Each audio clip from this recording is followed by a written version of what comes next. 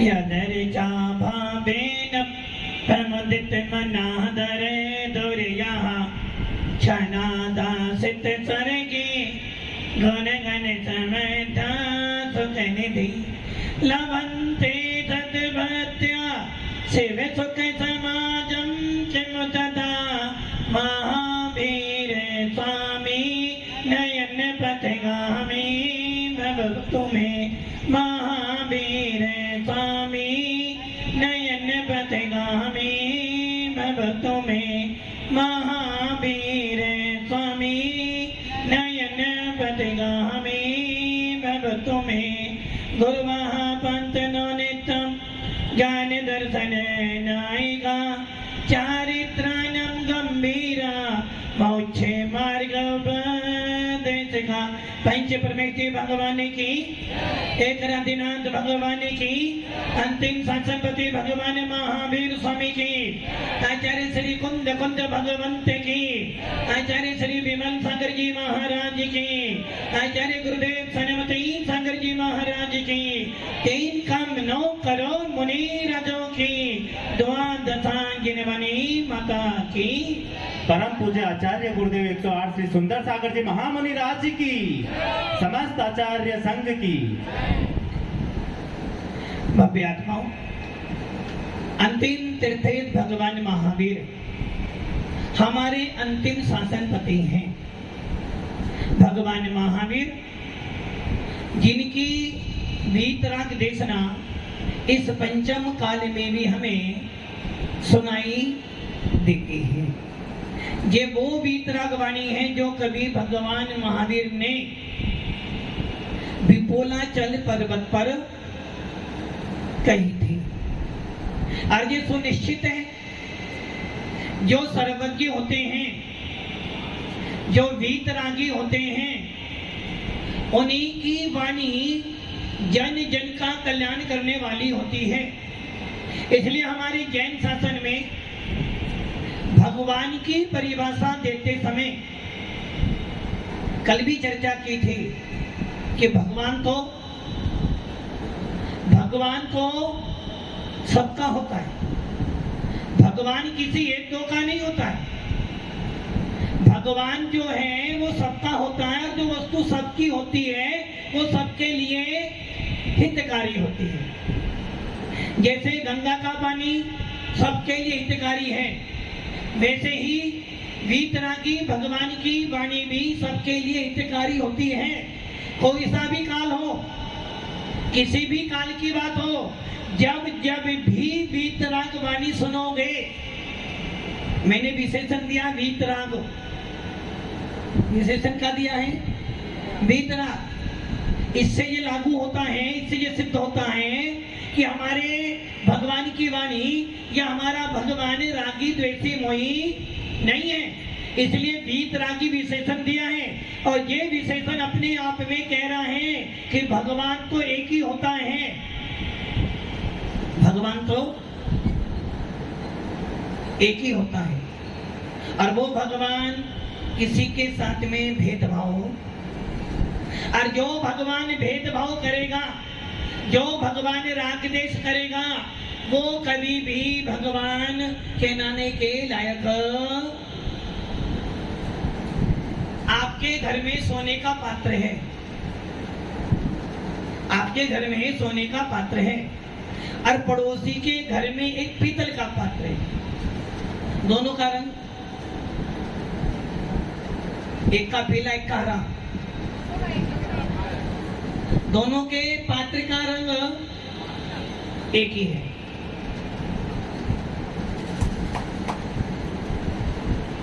एक के घर में सोने का पात्र है, एक के घर में पीतल का पात्र है और एक के घर में कांसे का पात्र है। तीनों का रंग अलग अलग, तीनों का रंग एक जैसा ही है। सोने के पात्र का रंग भी पीला है, पीतल के पात्र का रंग भी पीला है और कांसे के रंग का पात्र भी पीला है। अब ये तीनों पात्र रखे हैं आपके सामने। और आपको नहीं पता कौन सा पात्र सोने का है। तीनों पात्र आपके पास में रखे हैं, सोने का भी रखा है, पीतल का भी रखा है, कांसे का भी रखा है। तीनों का रंग एक जैसा है, किंतु आपको ये नहीं पता कौन सा पात्र सोने का है, कौन सा पात्र पीतल का है। विनय जी, कौन सा पात्र लोगे? आपको नहीं पता कि ये सोने का है, ये पीतल का है, ये कांसे का है। तीनों का रंग एक जैसा ही है, कौन सा पात्र लोगे आप?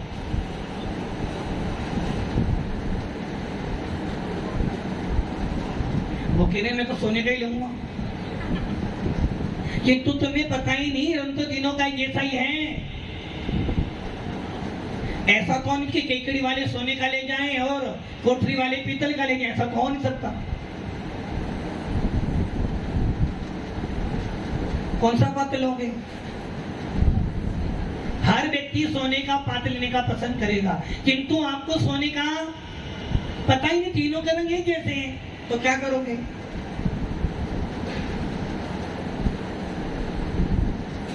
और तीनों का पात्र का साइज भी एक जैसा है, अब क्या करोगे बताओ?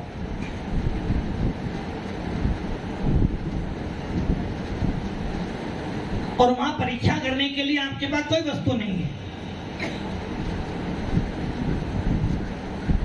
अरे तीनों के पात्र रखे हैं, तीनों पात्रों का रंग एक जैसा है, फिर भी पीतल की चमक पीतल जैसी होगी, कांसे की चमक कांसे जैसी होगी और सोने की चमक सोने जैसी ही होगी। इसलिए हमारे 6 डाला में पंक्ति आती है, 6 डाला के अंदर तीसरी डाल में पंक्ति आती है, नगर नारी को प्यार कदा कादे में हेम अमल है। जिसने 6 डाला पढ़ी हो,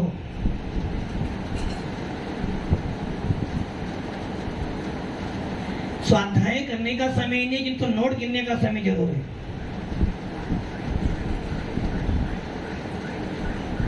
स्वाध्याय करने का समय नहीं है, किंतु नोट गिनने का समय है। मंदिर जाने का समय नहीं है, किंतु लोग बाहर बैठ के बातें करने का समय बहुत है।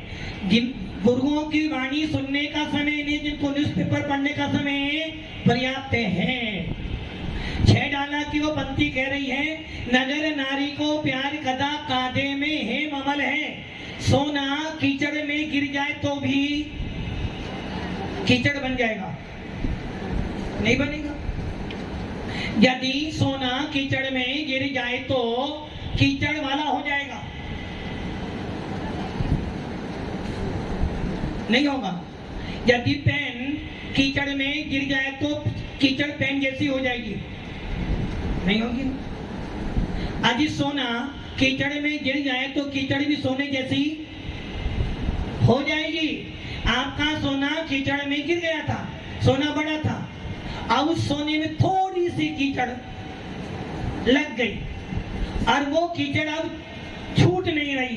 जब आप सोने को बेचने जाओगे तो वो कीचड़ भी सोने के भाव बिकेगी।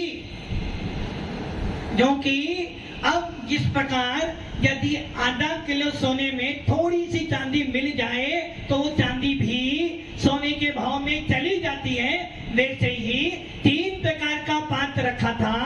इसलिए पंडित दौलत राम जी कह रहे हैं तीसरी ढाल सम्यक दर्शन की ढाल है। किसकी ढाल है?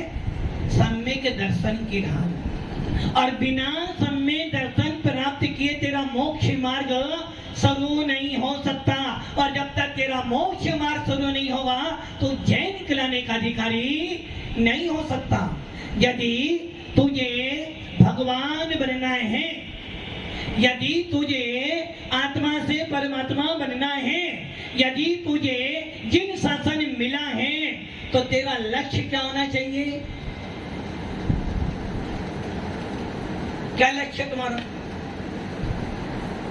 महाराज अच्छी पढ़ाई हो जाए और अच्छी से एक सीए बन जाए और अच्छी सी एक कंपनी मिल जाए।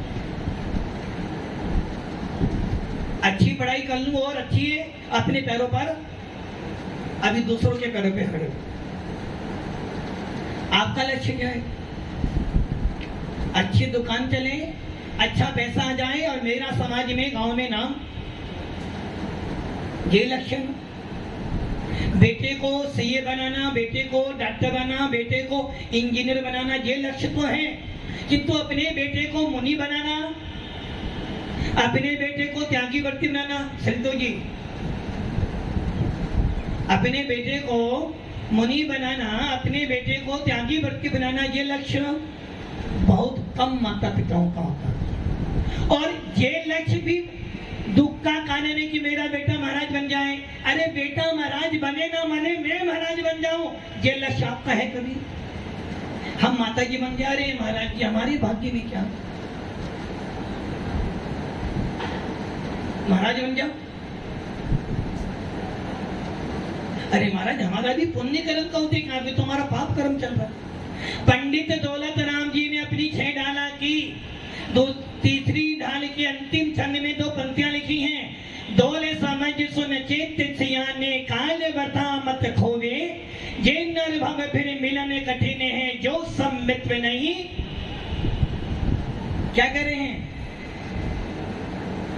दोले समझ सुन चेत सियाने, दौलत राम जी कह रहे हैं दोल समझ सुन चेत सियाने, हे चेतन आत्मा, हे ज्ञानी आत्मा,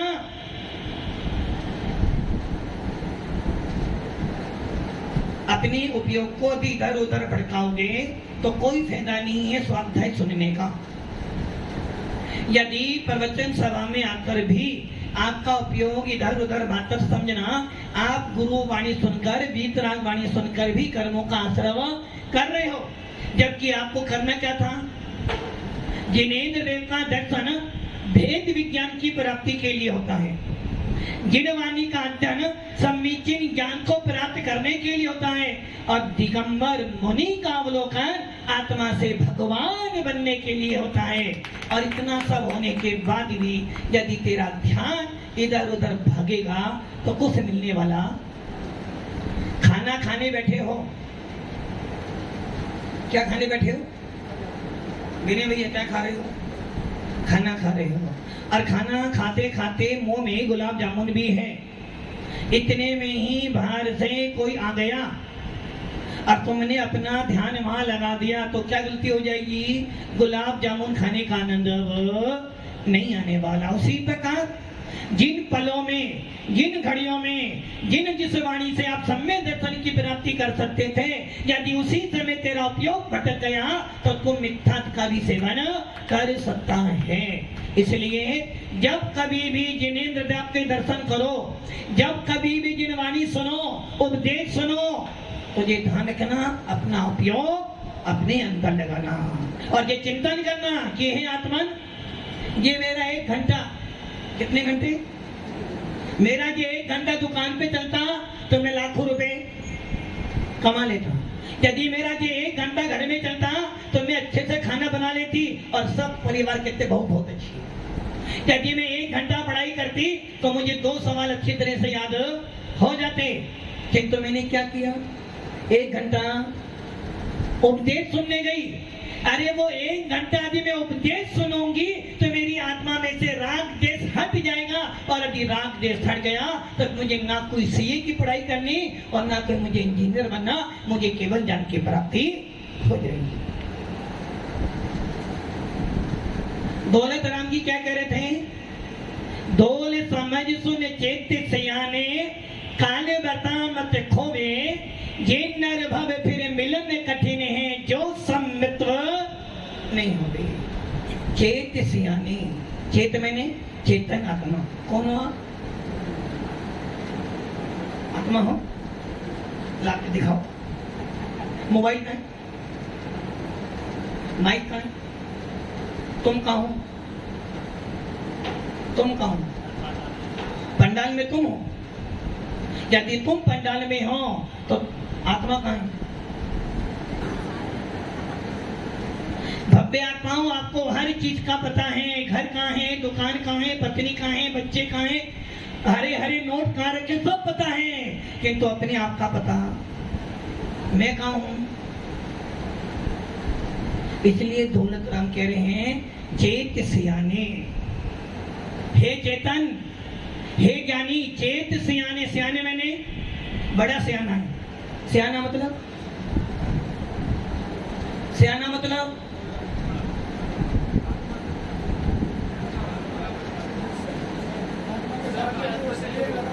सियाने का अर्थ क्या होता है? सियाना मतलब होता है बुद्धिशाली, सियाना मतलब होता है ज्ञानवान, सियाना मतलब होता है जो अपने हित की बात जाने उसे देते सियाना। किंतु आप कैसे सियाने हो?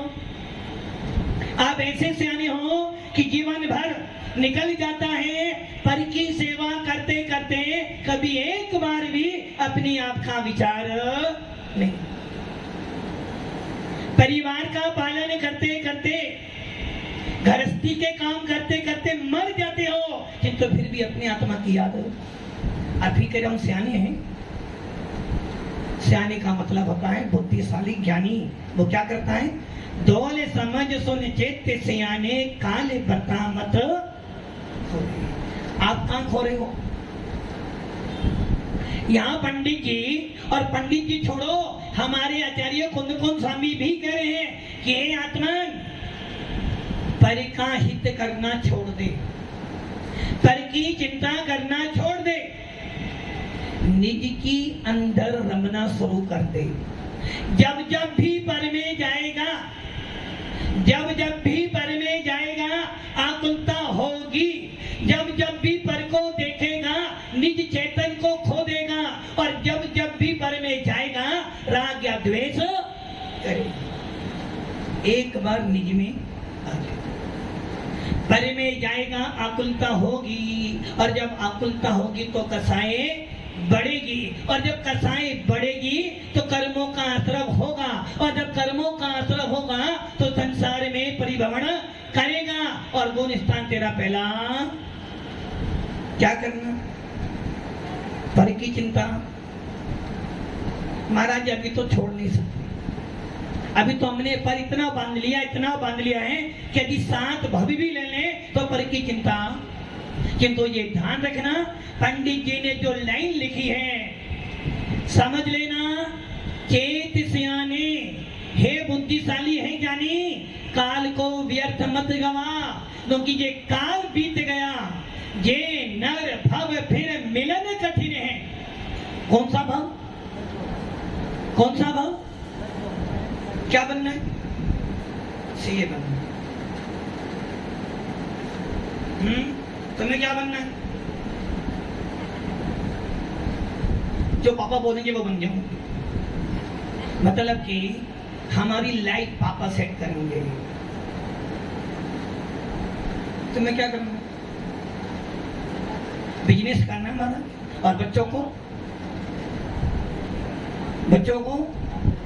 पढ़ा लिखा के लायक बनाना। मतलब कि बच्चों को तो लायक बनाना है, हमें नालायक बनना है। बच्चों को तो लायक बनाना है, किंतु हमें नालायक बनना है। और इतना लायक बच्चों को बना देते हैं कि बच्चे पढ़ लिख कर बाहर चले जाते हैं और बेटा नालायक बनकर घर में ही पड़ा। अरे सामने वाला लायक बने ना बने ये जिम्मेदारी मेरी नहीं है, सामने वाला ज्ञानी बने ये जिम्मेदारी मेरी। एक टीचर पूरे स्कूल को पढ़ाता है, पूरे क्लास के बच्चों को पढ़ाता है, किंतु वो कभी ये नहीं सोचता ये बच्चा ज्ञानी बन जाए, ये बच्चा अब ज्ञानी बनेगी, पास हो जाए, फेल हो जाए। उसने तो मात्र अपनी ड्यूटी पूरी करी, अपना पढ़ा दिया। अब तू फेल हो या फर्स्ट आने, सारा पुरुषार्थ तेरे ऊपर निर्भर करता है। मुझे तो महीने भर के बाद महीने भर के बाद सैलरी। घर में बाई काम करने आती है ना? क्या करती है बाई काम करने? 3 ही काम कर सकती है, या तो झाड़ू पोछा लगेगी, या बर्तन साफ करेगी, या फिर कपड़े धोगी, किंतु खाना साफ करने वाली कोई बाई जो आएगी आपके घर में कपड़े साफ करेगी, झाड़ू भी लगाएगी, किंतु कपड़े साफ करते कोई कपड़ा फट भी जाए उसका कोई कुछ नहीं बोलने वाला, उसे तो महीने भर के बाद अपनी सैलरी से प्रयोजन है। उसी प्रकार आपका प्रयोजन क्या हो गया? बच्चा लायक बन जाए, बच्चा लायक बन जाए, मेरी जिम्मेदारी, मेरी जिम्मेदारी। बच्चा अपने पैरों पे खड़ा हो गया, मेरा क्या अब तो बुढ़ापा आ गया है और 2-4 दिन की उम्र, यही तो लाइफ है ना आपकी।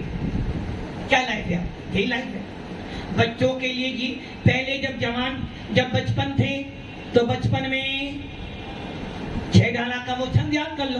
बालपने में ज्ञान न लियो, तरुण समय तरुणी रक्त रहो, अर्थ मितक सम भोड़ापनो, कैसे रूप लखो।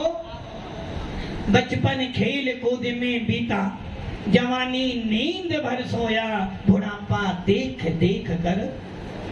बचपन में खेल कूद में बिता दिया, जब जवानी आई तो विषय वासनाओं में बिता दिया और लाइफ सेट करने में बिता दी। किनकी? बच्चों की। मकान बन जाए महाराज, बस एक मकान बन जाए तो लाइफ सेट हो जाए। मकान बन गया महाराज जी, बस अब बच्ची की शादी हो जाए तो गंगा नहा लो। बच्चे की शादी भी हो गई महाराज जी, बच्ची की शादी तो हो गई, घर में एक पोता आ जाए तो दादा कहने वाला मिल जाए तो फिर तो आनंद ही आनंद है। पोता भी हो गया महाराज जी, पोता तो हो गया, किंतु क्या है संसार में रहते हैं, कम से कम एक पोती हो जाए ताकि रक्षाबंधन के दिन कोई राखी तो बांधे। पोती भी हो गई, अरे महाराज जी पोती तो हो गई, अब पोती को बड़ा भी तो करना पड़ेगा ना। और उनको सेट कर करके इतना सेट करा कि आप ही डेढ़ होंगे। भव्य आत्माओं, इसलिए पंडित दौलत राम जी ने क्या लिखा? दौल समझ सुन चैत्य सियाने, काल बरता मत खोवे, जे नर भव फिर मिलन कठिन है। ये मनुष्य भव मिलना अति अति अति दुर्लभ है और मनुष्य भव मिल भी जाएगा, किंतु वीतराग शासन समीचीन धर्म मिलने वाला नहीं है। अब जो मिला है फिर न मिलेगा, कभी नहीं, कभी नहीं। क्या मैंने? अब जो मिला है फिर न मिलेगा, कभी नहीं। महाराज सही तो कह रहे हो आप, अब जो मिला है दोबारा मिलने वाला। जो परिवार मिला है, पत्नी मिले, दोबारा मिलने वाली अब नहीं है। इसलिए इसी में रच पथ के पड़े हो कि अब जो परिवार मिला है दोबारा मिलने वाला, सही है ना? जो परिवार मिला है अब दोबारा मिलने वाला नहीं है, इसलिए इसकी सेवा करो, मर जाओ। हाँ भी नहीं भैया, जो मिला अब दोबारा मिलने वाला, केकड़ी द्वारे मिलने वाली है। अरे पंडित जी कह रहे हैं, हे मूर्ख, सियाना पुत्र में कह रहा हूं कि चेत सियाने में कह रहा हूं, हे ज्ञानी समझ कि तू तो ऐसा मूर्ख बना हुआ है।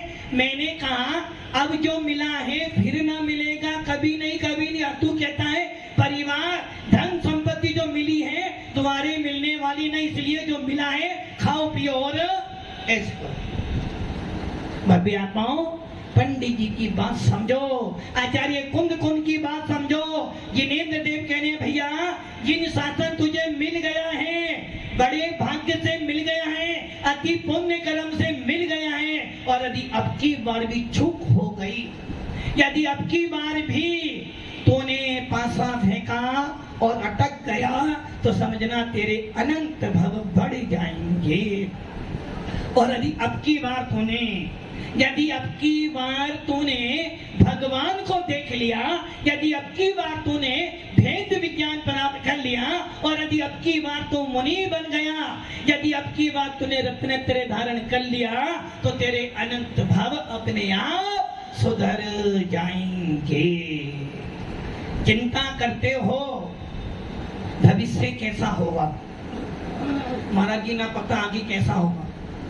बेटी की शादी करने की तैयारी करते हो, लड़का देखते हो, महाराज जी पता नहीं आगे कैसा होगा। बेटी अब जो होगा आगे तो देख, ये बोलते हो। ज्योतिष भी, जब ज्योतिष आपका भविष्य लिखता है, भाग्यता आगे इसका पुरुषार्थ, भूत हमारा बिगड़ गया है, हमें याद नहीं है, वर्तमान में हम जीना चाहते नहीं, भविष्य की चिंता करते हो।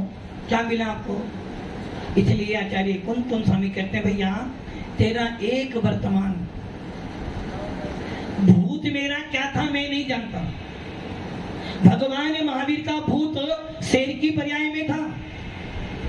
भगवान महावीर का भूत 363 मिथ्या मत चलाए थे। भगवान महावीर के जीवन ही मिथ्या का पोषण किया, ये भूत था। आदिनाथ भूत में देव थे, ललितांग देव बन गए थे। आदिनाथ का पूर्व भोगभूमि में बिता था। मेरा भूत खराब था, कोई टेंशन नहीं, क्योंकि मैं भूत को सुधार नहीं सकता। यदि एक बार रोटी जल जाए, यदि एक बार रोटी जल जाए तो जली रोटी को आप फुला नहीं सकते। बिगड़ गई तो बिगड़ गई। अब भूत सुधरने वाला, हमने क्या करा?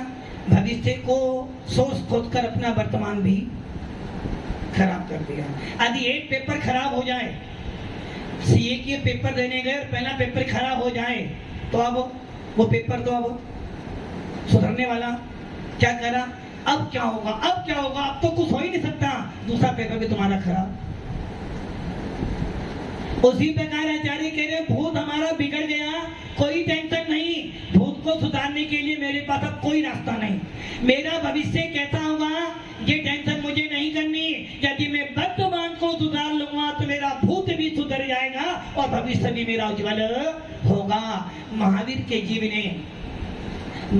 जीव ने चिंता नहीं करी, कोई बात नहीं, शेर था, भूत बिगड़ गया ना, कोई बात नहीं, आगे क्या होना है कोई टेंशन नहीं। उसने अपना वर्तमान सुधार लिया। इसलिए हम बार बार कहते हैं ना, वर्तमान को वर्तमान की आवश्यकता है।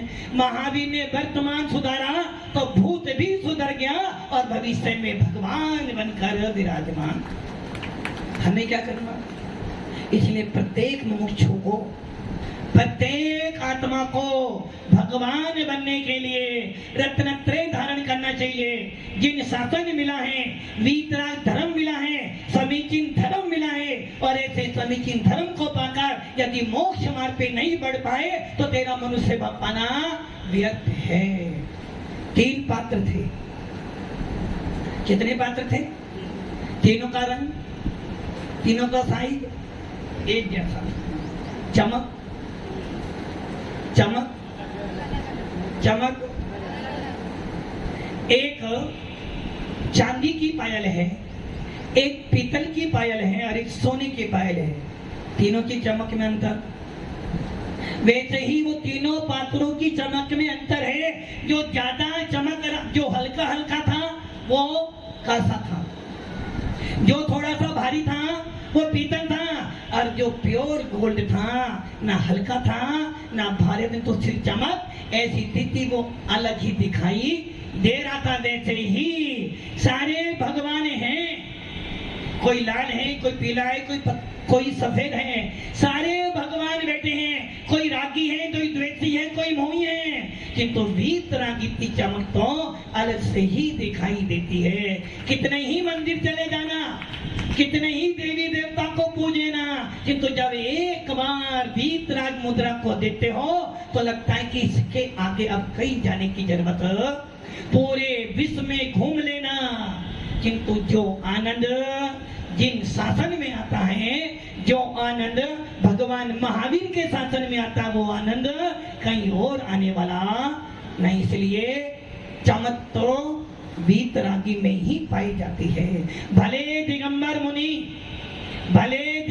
मुनि साबुन ना लगाते हो, भले दिगंबर मुनि कोई शैम्पू ना लगाते हो, भले दिगंबर मुनि कभी स्नान ना करते हो, फिर भी संयम की चमक ऐसी आती है कि 30 से 50 साल के बाद भी उनके शरीर का ओरो ऐसा बन जाता है कि आने वाला शत्रु भी उनके चरणों में गिर जाता है। और आप लोग डेली क्या लगाते हो?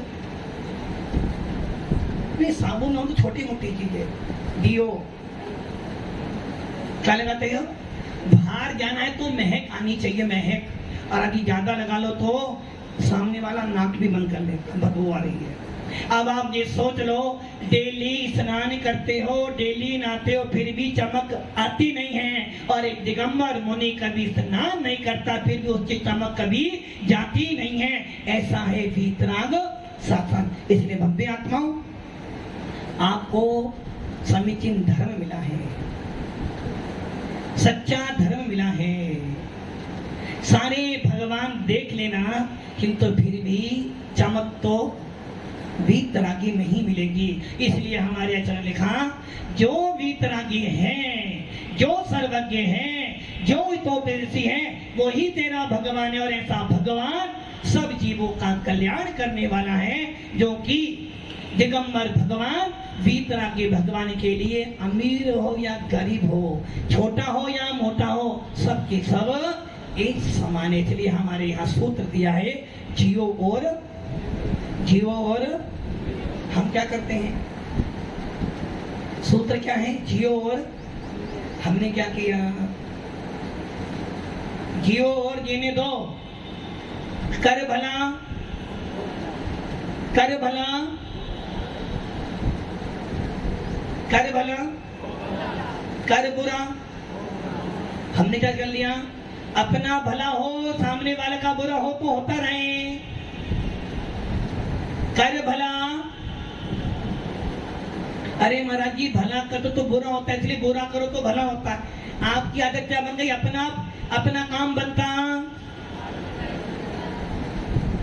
ऐसी पनती जैनियों की नहीं होती, साधु पुरुषों की, सज्जन पुरुषों की नहीं होती। सज्जन पुरुषों की तो भाषा यही है, मैत्री भाव जगत में मेरा सब जीवों पर।